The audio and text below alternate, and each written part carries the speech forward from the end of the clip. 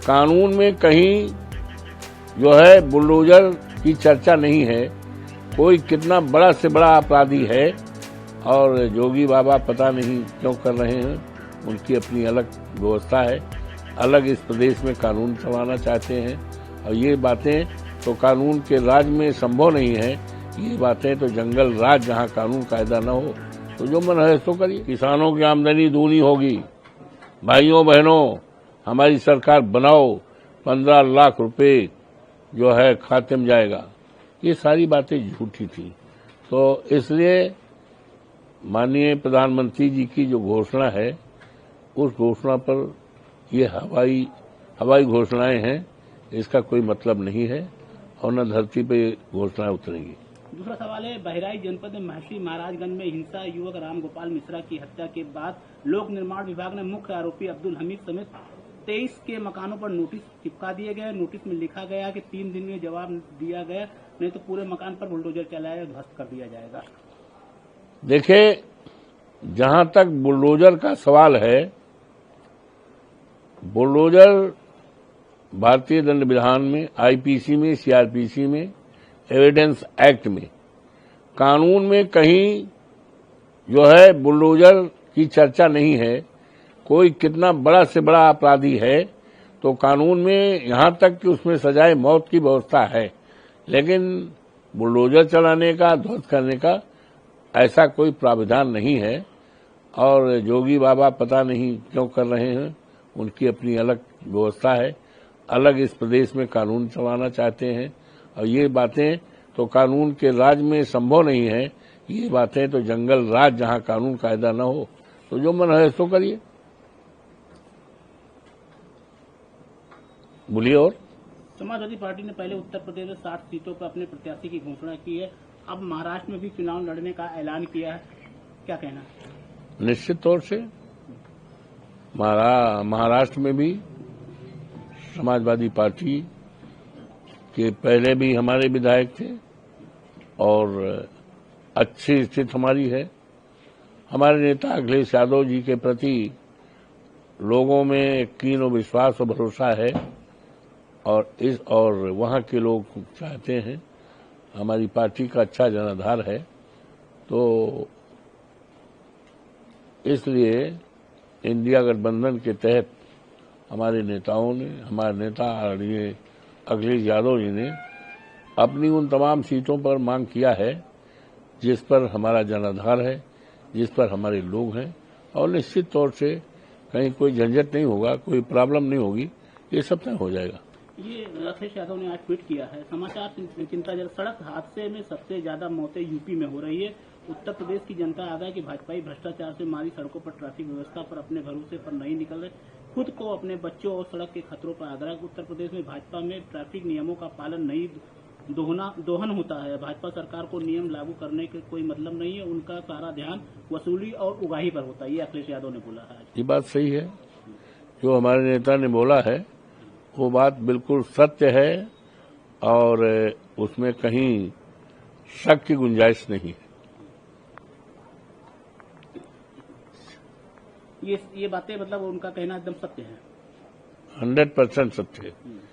ये हो रहा है, इससे पूरे प्रदेश की जनता पीड़ित है, अकाल मौतें हो रही हैं। अभी मेरे पास एक मास्टर साहब आए थे, उनका दामाद 30 साल का था, एक्सीडेंट में हो गया।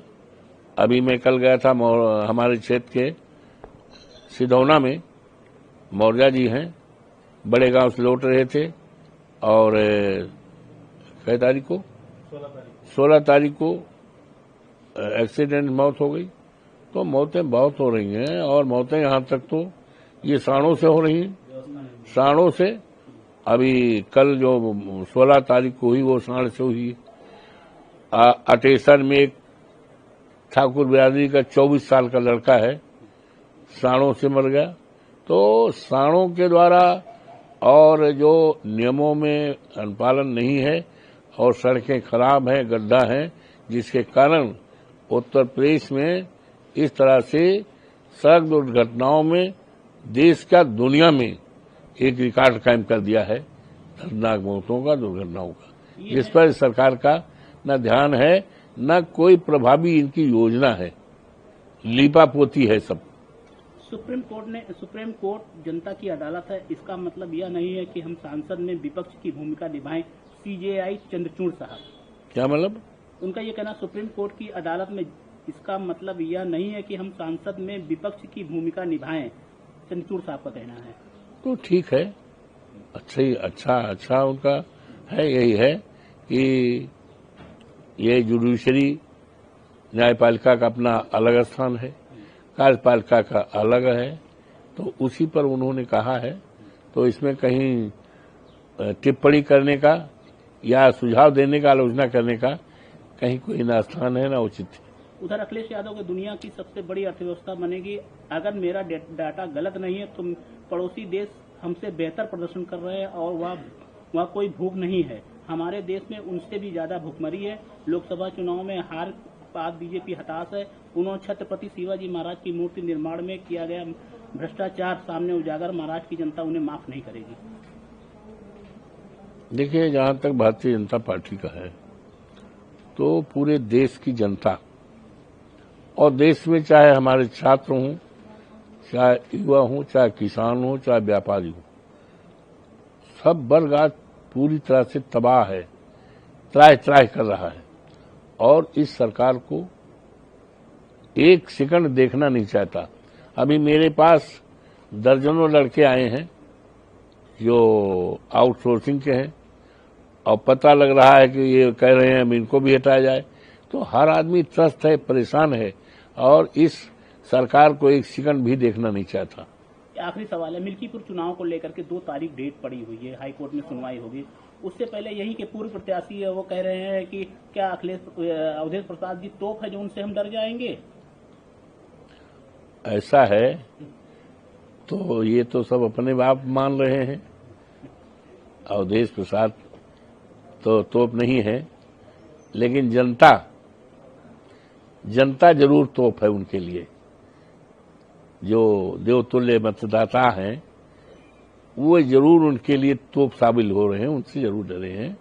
और ये सरकार पूरी तरह से घबरा रही है और घबराना तो उसी समय शुरू हो गया जब यहाँ के देवतुल्य मतदाताओं ने 54 फैजाबाद, जो जनपद अयोध्या की लोकसभा सीट है, हमको जिता करके एक देश और दुनिया में एक चर्चा चलाई और भारतीय जनता पार्टी का दम खारिज हो गया, जिसके आधार पर उन्होंने कहा कि हम राम को लाए हैं, राम हमें लाएंगे।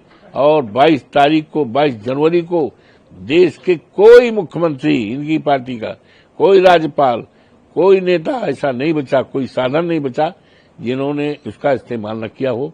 लेकिन इसके बावजूद क्षेत्र की महान जनता ने, देवतुल्य मतदाताओं ने इस तरह का संदेश दिया, इस देश में धर्म के आधार पर राजनीति नहीं चलेगी।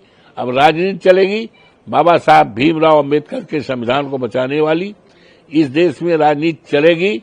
इस देश के जो नौजवान हैं, बेरोजगार हैं, पढ़े लिखे हैं, अपनी डिग्रियां जो है जलाने को तैयार हैं, आत्महत्या करने में विवश हो रहे हैं, उनके लिए सरकारी नौकरी नहीं है, उनके लिए चिंता और चर्चा वाली बात चलेगी, महंगाई रोकने वाली बात चलेगी, बाबा साहब भीमराव अंबेडकर का संविधान की राजनीति चलेगी, पीडीए की राजनीति चलेगी और देश में आपसदारी भाईचारा कायम करने वाली और देश के महापुरुषों ने, जिसने देश को आजाद कराया है, उनके विचारों का हिंदुस्तान और समाज बनाने की राजनीति चलेगी। अब धर्म के आधार पर राजनीति नहीं।